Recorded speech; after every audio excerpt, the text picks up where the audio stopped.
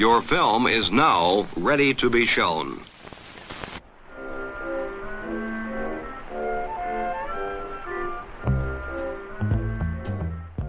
Good morning. I'm Justin Hendricks, editor of Tech Policy Press, a nonprofit media venture intended to provoke new ideas, debate, and discussion at the intersection of technology and democracy. On Tuesday, November 5th, the final ballots will be cast in the 2024 U.S. presidential election, but the process is far from over. How prepared are social media platforms for the post-election period?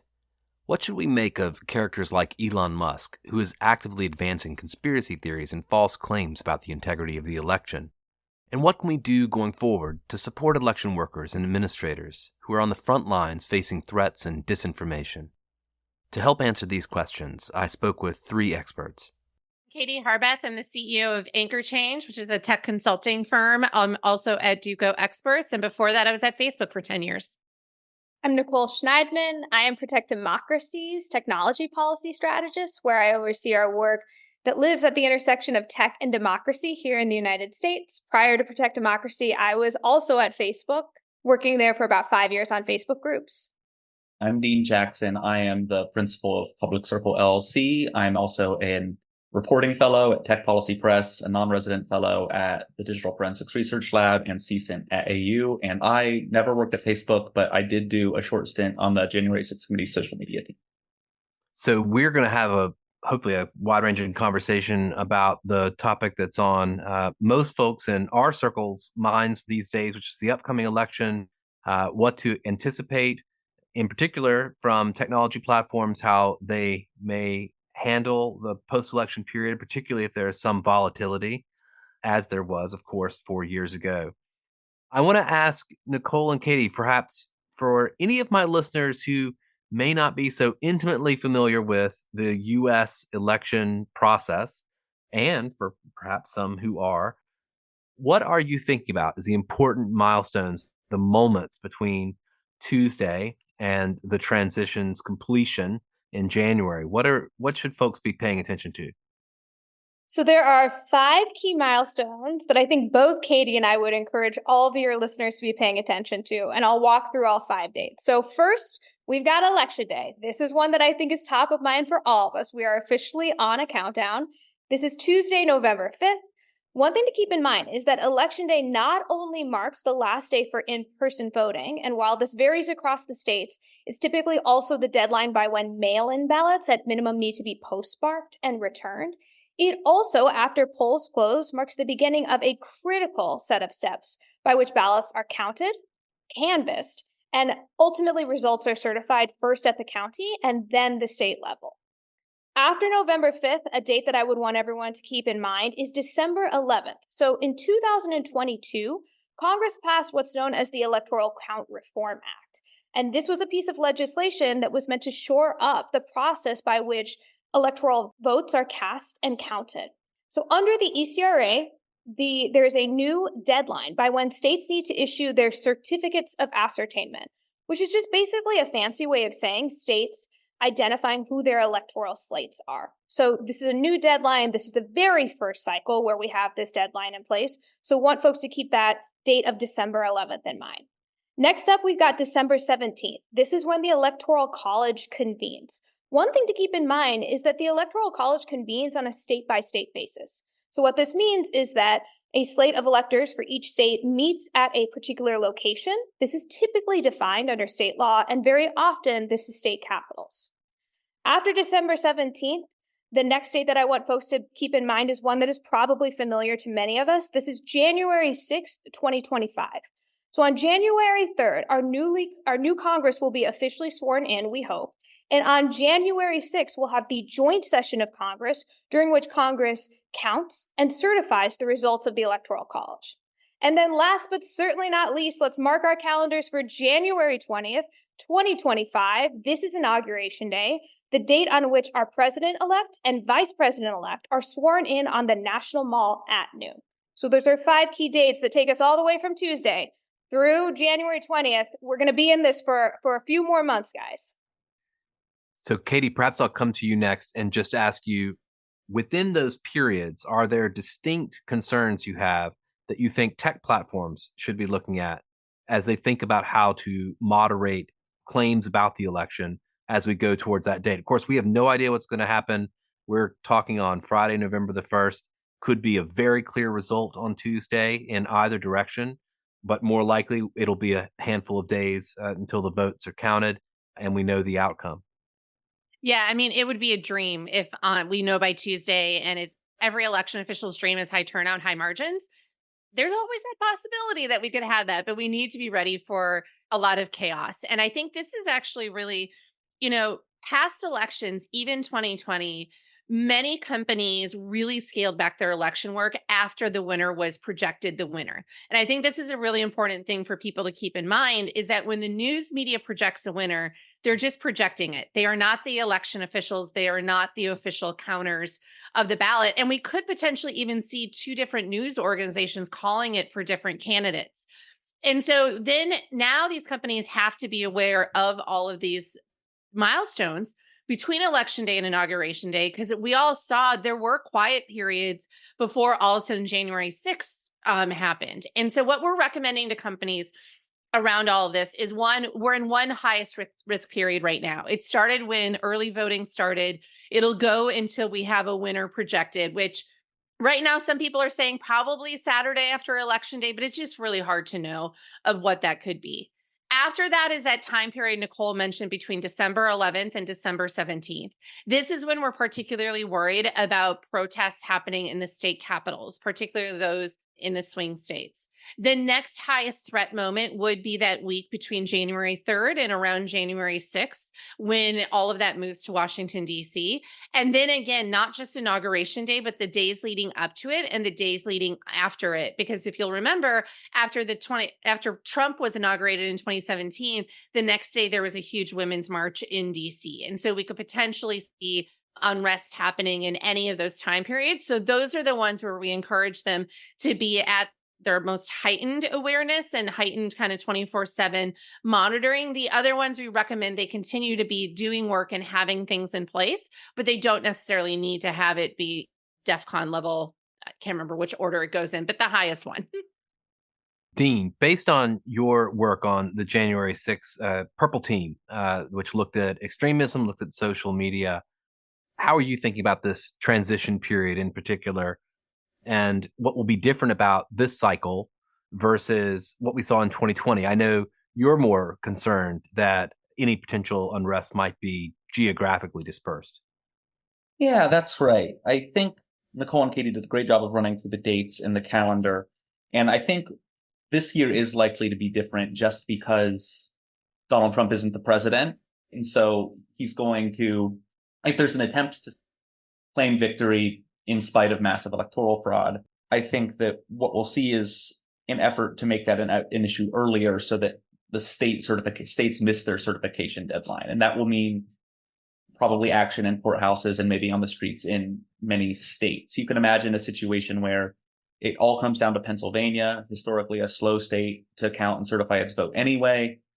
If there were to be unrest in key parts of Pennsylvania near voting tabulation centers, for example, that made it difficult to certify the vote or just delayed it beyond a certain deadline, that could tip it into the courts. And so the incentives on where, if you were going to try to disrupt the election by using narratives about voter fraud to create unrest, the incentives are just lined up a little differently. There's not this opportunity to try and do an end run with the vice president in the same way that there was on January 6th in 2020.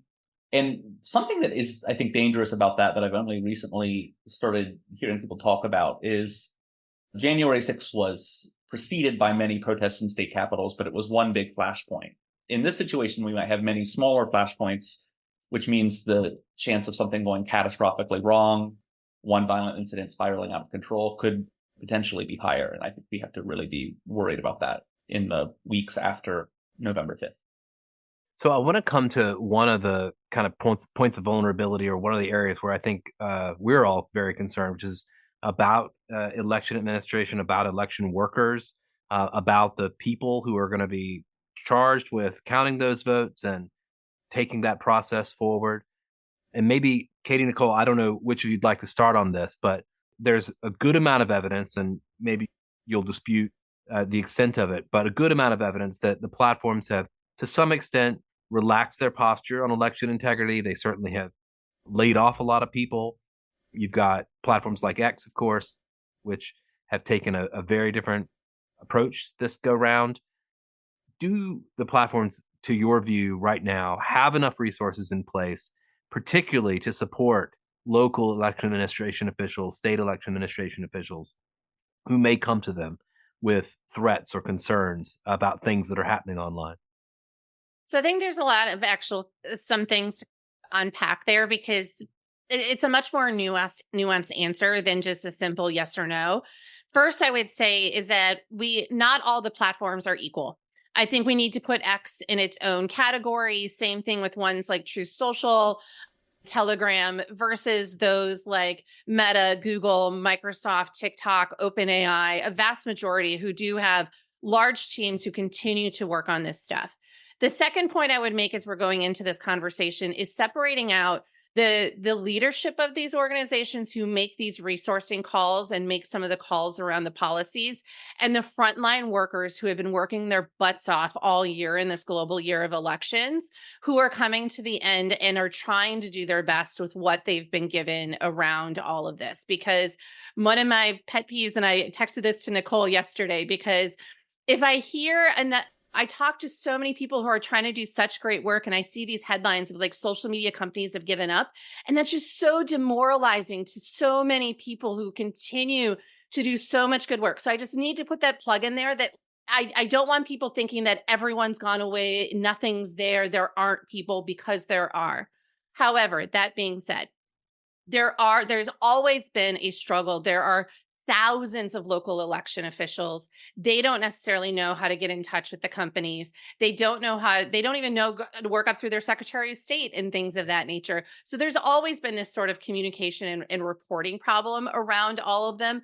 Many of the platforms that Nicole and I have talked to are diligently trying to put into place measures to try to help prevent threats and doxing and things towards election officials. One of the challenges, though, is that there's not an easy database of all of them for these companies to be able to have all of their names. Now, that's also probably a good thing, because then the bad guys can't also get that access to that database. But there's some challenges here that absolutely exist as part of this. And I think that most companies will want to try to prevent that. But then there's that question of how well can do on executing it, and how well their systems will be in actually detecting that quickly, being able to take it down. What does that look like? And there's one thing Nicole and I really tried to implore on them, was that if they were giving out people's home addresses, phone numbers, stuff like that should be taken down. I think a harder question, one we need to explore more, is some of these election officials are elected. They are public figures. And so where is it a legitimate criticism of their work or questioning of it versus not? So I apologize for the really complicated answer to it, but I do think that this is one of those things where we need to recognize, I think many of the companies' stated goals will be to try to protect these officials. The question that remains to be seen will be how well they'll do in actually executing that. Nicole, you issued a report from Protect Democracy earlier this year, and I think the number one recommendation was around appropriate staffing levels and making sure that there are enough people on hand to do this work. Absolutely. The job doesn't get done without having people who are resourced against these areas as priorities. And I think what I am encouraged by is the folks that we have been meeting with. It is always inspiring to see and literally hear from people who are doing this work at some of the platforms that Katie mentioned. So absolutely resourcing these teams, making sure that you have escalation processes in place so that as these scenarios arise, you're going to be able to navigate them. You absolutely have to have the people. The one thing that I would also add to what Katie shared is I think that a lot of the conversation around where we're at in terms of platforms' readiness for both voting period and also the period after voting, as we head more into just election administration, ballot counting all the way through Inauguration Day, is the state of platform policies. And I think there's no denying there has been an unwinding of policies that are really focused on contesting the integrity of past elections. We saw this from YouTube. Meta also unwound their ads policy that was basically focused on contesting the integrity of the 2020 election. We saw X do some more unwinding that was focused on their language that had been on the books related to misleading information about outcomes. But one trend that I do think is hopeful and encouraging is we have seen additions to platform policies related to protecting election workers, right? So I think that is an encouraging signal that platforms are aware of this trend that has been growing, frankly, since 2020, where I think that right now about 38% of our election officials, this was a survey that the Brennan Center conducted this year, 38% of election officials say in their day in and day out work of being an election official in this country, they are experiencing threats, harassment, and the potential for violence. So I am encouraged to see some of the platforms get on the books language that is very specific to election workers. A couple examples, X added to their civic integrity policy some language related to basically prohibiting inciting others to harass voters or poll workers, who are going to be a really critical stakeholder as we head into certainly administering polling locations, but also counting ballots. YouTube also added a specific example to their elections misinformation policy that prohibits telling viewers to incite physical conflict with election officials or other individuals at polling locations to deter voting. So I am encouraged to see some of this language getting added to the books. That is a bit of a change than we were at, certainly in 2020 and even in 2022. I think, though, where there is a open question and there still remains a gap is a lot of the platform policies are focused on voting period. And that does make sense. We have robust First Amendment carve-outs related to protecting information in this country that touches upon time, place, or manner of voting. So you see a lot of the platform policies put an onus on safeguarding voting, that constitutional right that we all have as Americans. What's less clear, though, is election administration also covered by some of these policies, especially where they're really focusing on voting language? One thing that I would call it as a standout is actually TikTok's civic and election integrity policy that specifically has on the books that their policy covers civic and electoral processes. And it specifically notes that this includes outcomes of elections, laws, processes, and electoral interference. That's much broader language than we're seeing from some of the other platforms, and it's good to see that.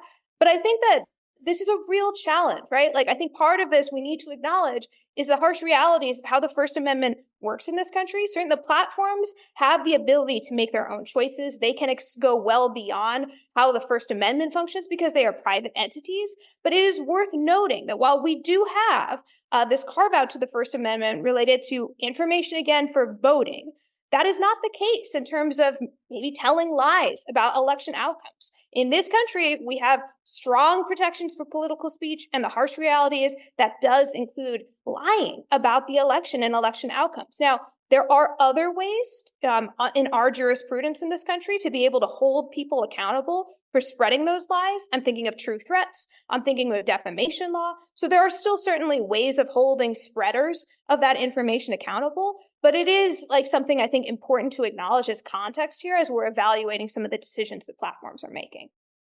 We'll see how that X policy holds up, watching some of the stew of stuff that's coming out of that election integrity community that Elon Musk has stood up there. And I'm concerned that their policy may be nothing more than window dressing at the end of the day. But Dean, I want to come to you and ask you about the flip side of it. You've just conducted a report with a bunch of Ohio election administrators in particular, one of a kind of drumbeat of reports, I should say, that you've put out over the last 4 or 6 weeks. What did you learn talking to them? I know a lot of concerns about resources, some of the things that Katie and Nicole have already mentioned. How are they thinking about how to deal with the stew of disinformation and threats that they're facing? Yeah, I would pair that report I did on Ohio, where I live, with another report I helped the Bipartisan Policy Center put together that was based on a series of tabletop exercises in 5 states over the summer. The 5 states were North Carolina, Pennsylvania, again, Ohio, and then I'm forgetting one. But essentially, swing states too, and we'll throw Ohio in there too, because they had a really good partner in Cincinnati in the election official community. And one thing I was really struck by is this idea that, yeah, the election officials and the tech companies don't know each other as well as they should, which at first I thought, wow, great. There are these opportunities for them to meet and exchange business cards and build those relationships. And then I sat back and thought, but of course it's been 4 years since the last election. And I was able to contact the director and deputy director of every county in Ohio Board of Elections at home from my laptop.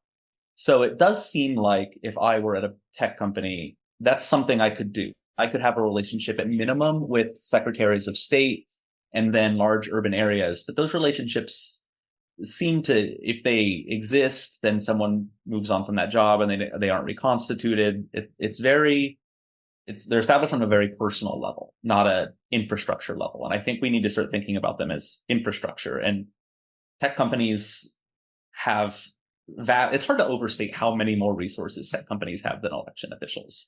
And that's the main theme I got from conversations with election officials in Ohio is, first off, they're very tired. Ohio's had 10 elections in 3 years because of some very high profile special elections, including one for an abortion rights amendment last year, and now one related to gerrymandering, but also because of the incoming threats and harassment they're receiving, right? And that includes legal harassment, it includes every county in Ohio receiving a FOIA request for what one official described as every scrap of paper related to the 2020 election.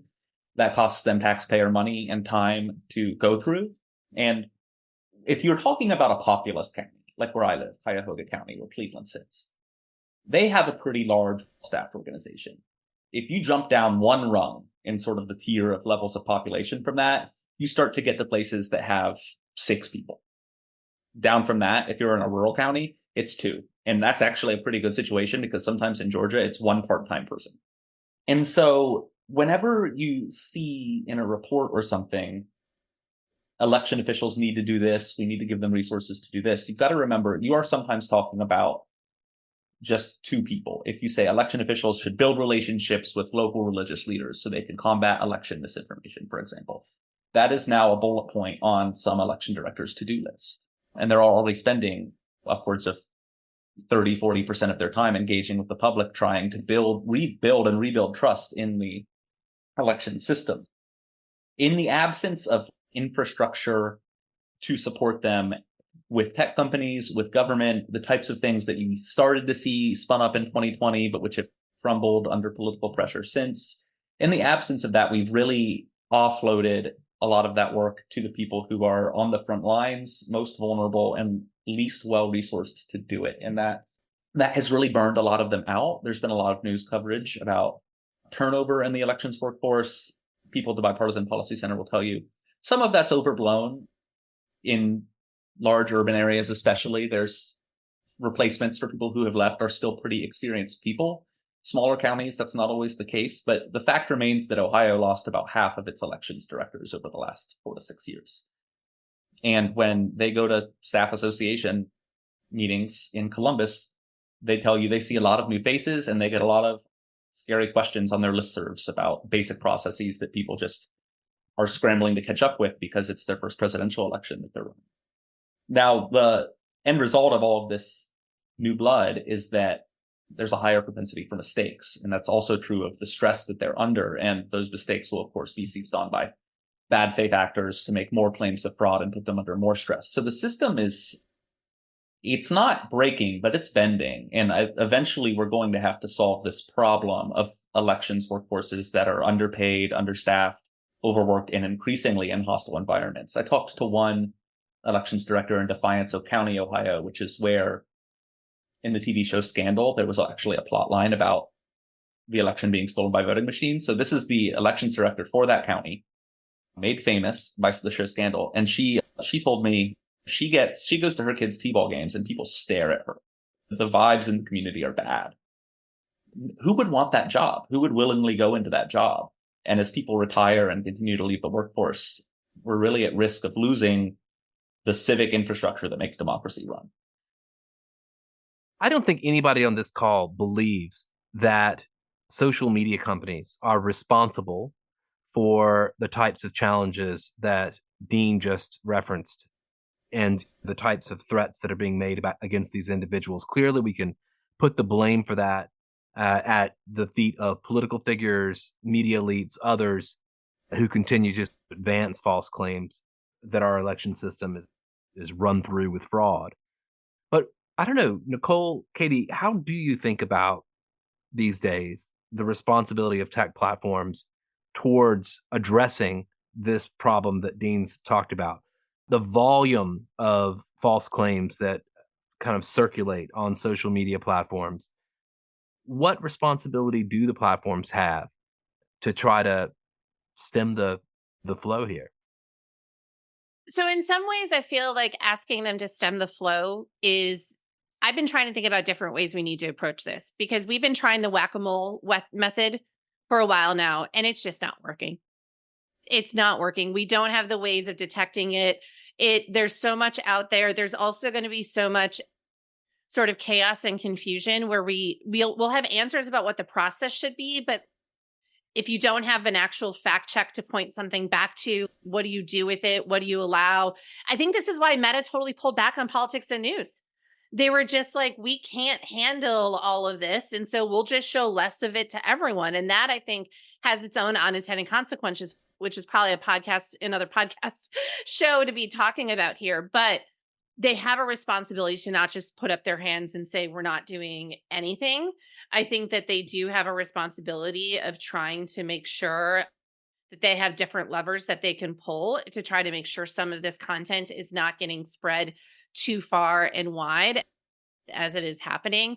Having ways to try to, Dean is 100% right about this infrastructure problem in terms of local election officials being able to even report if something's being said about them online, and wanting these platforms to know, because it's hard on so many different levels. And so I think that we can't just be like, oh, give up on it. But I think that we also they need people whose jobs it is to have those relationships with those election officials. We need people whose jobs it is to be able to continue to improve and build on the AI models that are being used to detect this type of material. I'd be really curious to talk to some of them after this about the challenges they had of even trying to keep up with this on their own. So I apologize if I'm being rambly, but I think that what this shows is, like, if there were an easy answer to this, we all would be sharing it right now. And the fact of the matter is, there's just a lot of these trade-offs that these companies are making about how to try to handle this content. And they're just constantly trying to find that balance. And I think this is something we're going to be facing every single election. So I think Katie nailed it when she used the metaphor of whack-a-mole. This problem, especially if what we're talking about here is whether platforms' responsibility in terms of their content moderation is to catch everything. I just want to emphasize that, sadly, this is not Pokemon. You cannot catch it all. It is not possible, right? This is truly a game of whack-a-mole at scale. And one of the things that I would highlight, and I think that you've had Ravi Ayer as a guest previously, Justin, there are other levers that can be deployed. We don't need to be thinking about this in terms of black and white, of either the content is there and there's nothing impeding its distribution at scale, or the content comes down, right? This is not a black and white problem. There are a range of other levers that can be deployed here. Upstream levers that I'm thinking about, like things like rate limits, right? Proactively limiting distribution of suspicious accounts or new accounts. There are other ways, instead of the content just being taken down, you can do things like de-amplifying the content, labeling the content, actually inserting friction into the path of the content, like prompting users to, like, hey, maybe take a beat, think about this before you share. So I think that the task of trying to catch this all, that is not possible. And Katie is right. If there were an easy answer, I think we would all be seeing that deployed across the board. That being said, there are a range of levers. And one of the things that I really want to convey to the teams that are working at platforms is that right now, in this moment, as we head into this incredibly critical post-election day period, this is a good moment to have all of those levers at the ready. What can you do proactively? Please do not wait for violence to erupt at a polling location, for a protest to go wrong at a ballot counting facility, for some kind of awful threat of violence to emerge related to one of our electors. Like, you can't wait. What can you do now proactively to be hopefully thinking about these scenarios in advance, putting things in place that help to mitigate them. This is about not just reacting in the moment, but proactive risk mitigation. I really believe that some of those levers are our best hope of being able to safely navigate the period that is to come. Should the platforms be holding some of the, let's say, the bigger moles to account? Maybe we don't want to whack all the moles, but when you think about political elites, political figures, big media accounts, influencers, etc., should the platforms take a different perspective on how to hold them to account when it comes to spreading false claims or claims that might lead to political unrest? I would really like to try to rethink a new approach to this because I was inside of Facebook when we made the call around whether or not politicians would be penalized when they were fact checked. And I say penalized when fact checked because I do believe politicians get fact checked all the time. But what Meta didn't do was that it wasn't going to be demoted and it wasn't going to get a label on it if that happened.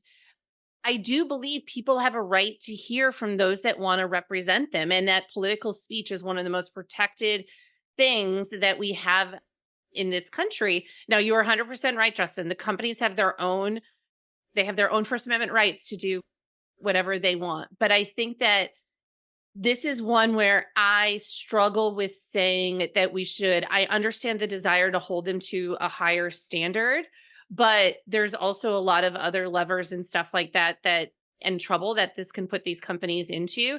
And so I would like to try. I haven't had time to like fully flesh this out or anything like that, but I think we need to rethink a new approach of what it means to hold politicians to account, not just what they say on their own platforms, but when they go on others. Most of the candidates now, they went on podcasts, they went on influencers. They have a lot of other people who are sharing a lot of this stuff. And I think many people would agree that we don't necessarily want the platforms making the decision of what our political leaders can or cannot say.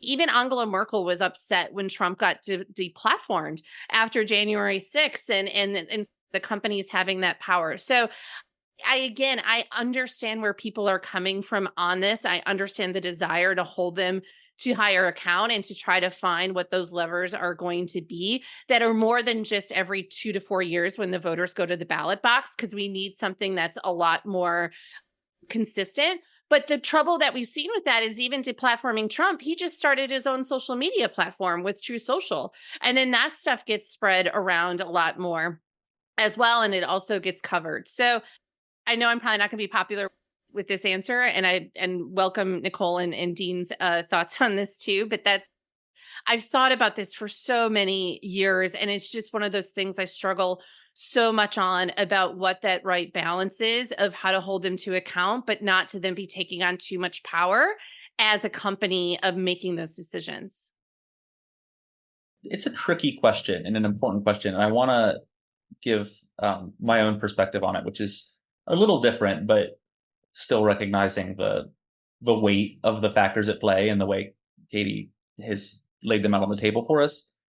If you go to London, beside Hyde Park, there's this tradition where they call it the Speaker's Corner, and people gather in there. They stand on boxes, maybe literal soap boxes sometimes, and they yell things to the public. They give speeches. And the first time I went to London, I went because I thought, oh, what an interesting tradition. As an American, we have so many thoughts about free speech. I'm going to go see this. And let's just say I was disappointed in the quality of the speech I heard. Who has time on a Sunday afternoon to go stand on a soapbox and scream, right? It's not the best and brightest among us, but they all have a right to do it. If the issue at hand were, we're going to make political candidates invisible, banish them from the public square, they no longer have the right to stand on that soapbox in the park, that would be really bad. That would be, I think, way too far. But platforms, what I would posit is the more platforms there are, the less they are like the internet or the public square, and the more they are like the New York Times. They become independent spaces with their own editorial voice. And so when a candidate asks the New York Times, can I run an op-ed in your paper? And the New York Times says no, that's not really, I think, a First Amendment violation, right? Systemically, if every newspaper as a cartel said no, that might be a problem. But the more platforms there are, the less problematic I think it is for platforms to decide, hey, we're going to hold you to a higher standard, even though you're a public official. And we happen to be in a situation today where the number of platforms is increasing after a long period where there was much consolidation. In 2020, it felt like there were only like 3 or 4 places on the internet that mattered. I don't think that's true today. The other thing I just want to say is we've talked about this whack-a-mole problem, and Katie's right. We've got to hold these people accountable, and these people, all of our leaders and would-be leaders of any party, right? This is an important part of democracy. They need to be accountable year-round. We need to have conversations about political rhetoric and the effects it has on our society. I think the heated rhetoric that we've seen for more than probably 2 decades now, I'd say, in the United States, and its increasingly violent tenor was a factor in January 6th. And that's partially a result of like incentives in the media environment, right? There's something about the machine that makes the moles go faster and makes them bigger and makes them meaner.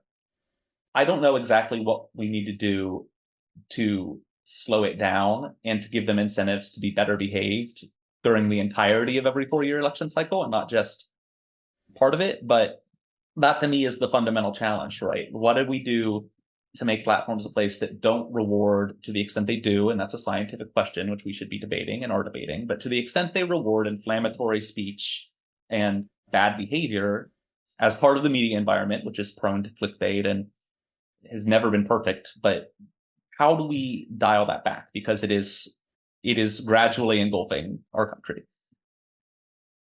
I want to ask about the Musk factor.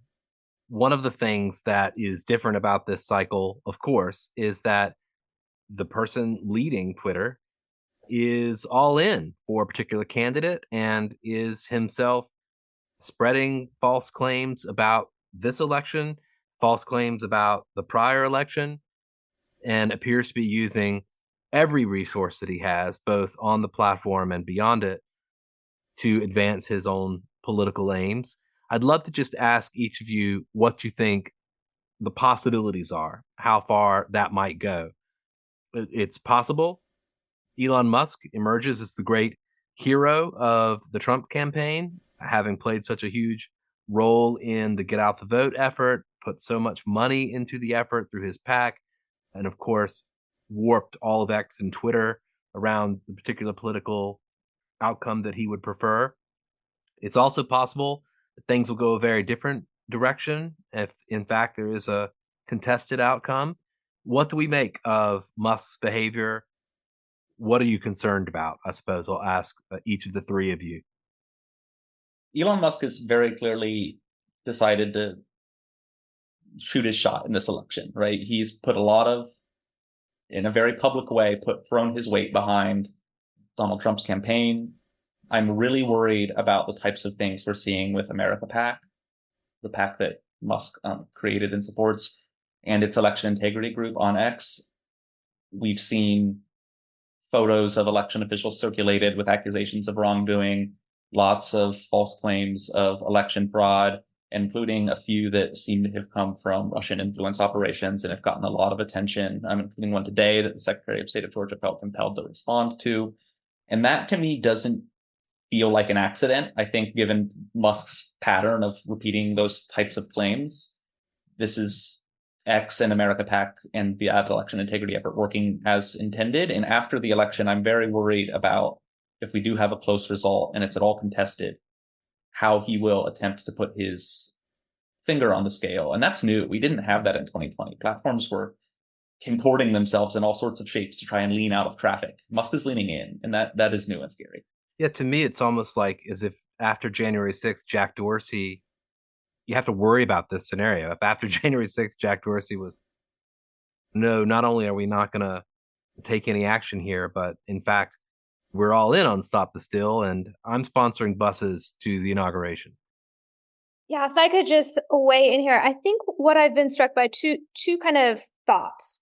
First, it has been striking how much some of the decisions that have been made in the management of X are definitely not helping the bottom line, right? They're rather at the expense of it. And so I think that's a pretty striking decision that is getting made, and we're continuing to see the impact on just X's viability and sustainability as a for-profit entity really being impacted by some of the decisions getting made. Like this is a political set of calculations, not a business set of calculations. And I think that's worth calling out. Second, what I have been really struck by is how much Musk is leaning into a well-established, honed playbook that I think is really what we call a Protect Democracy, our 3D framework, when we're trying to connect the dots in terms of the efforts that are already getting put in place to really potentially question the outcome of the 2024 cycle. So this is basically sowing information that is frankly completely false, like already setting up things like non-citizen voting, questioning the results of voting machines. These are not new narratives. They have been in place in previous cycles. It's just in Musk's hands, they are being amplified at new levels, sowing distrust, like basically calling upon people to use X as a platform to monitor election administration. Dean mentioned some of these examples that we're already seeing. This is an intentional tactic that he is using, but it is not novel, right? We saw in 2022 basically calls to go and monitor Dropbox locations. So I guess it's pretty fascinating how there's nothing new under the sun here, but this is what happens when someone has both the resources, the willingness to basically take profitability off the basically equation and focus on purely a political agenda. And what I'm really concerned about, our 3D framework ends in denial. All of this is being set up to basically set the stage for being able to really question the validity of the 2024 cycle, depending upon especially the presidential race's outcome. And what is keeping me up at night is what if some of the narratives that he's spreading become overt calls to violence? What if there's a call that we believe election fraud occurred in this location? Everyone who is following me, convene here. We need to defend the election. Come armed. What then? What are the consequences? I am really concerned that where we're leading, someone is going to get hurt.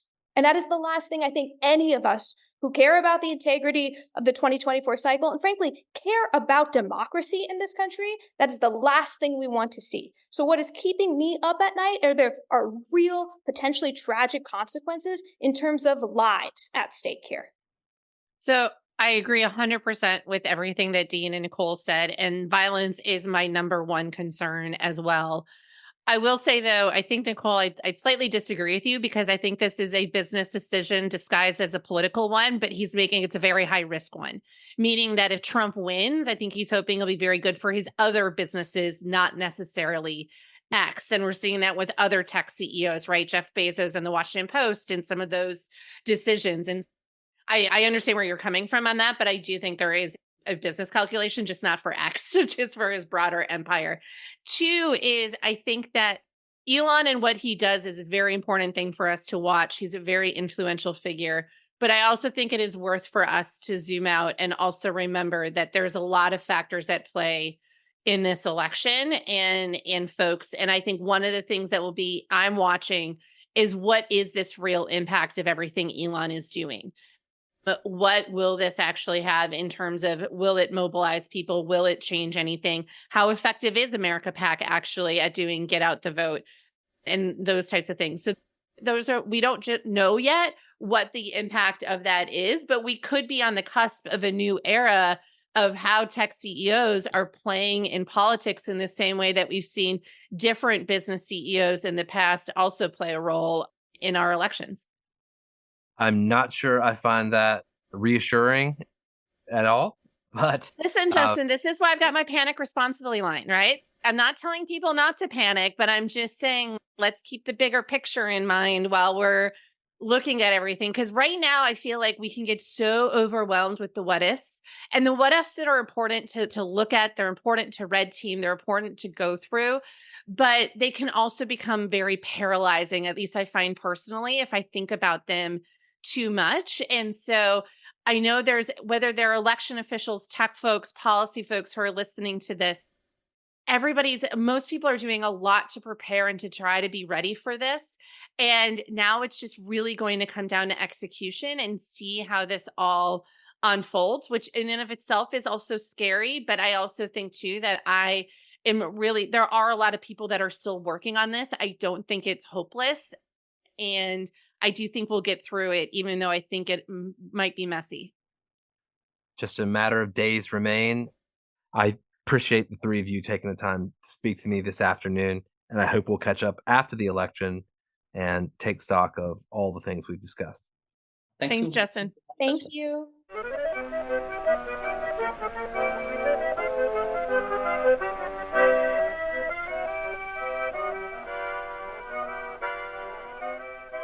That's it for this episode. I hope you'll send your feedback. You can write to me at justin@techpolicy.press. Thanks to my guests, thanks to my co-founder Brian Jones, and thank you for listening.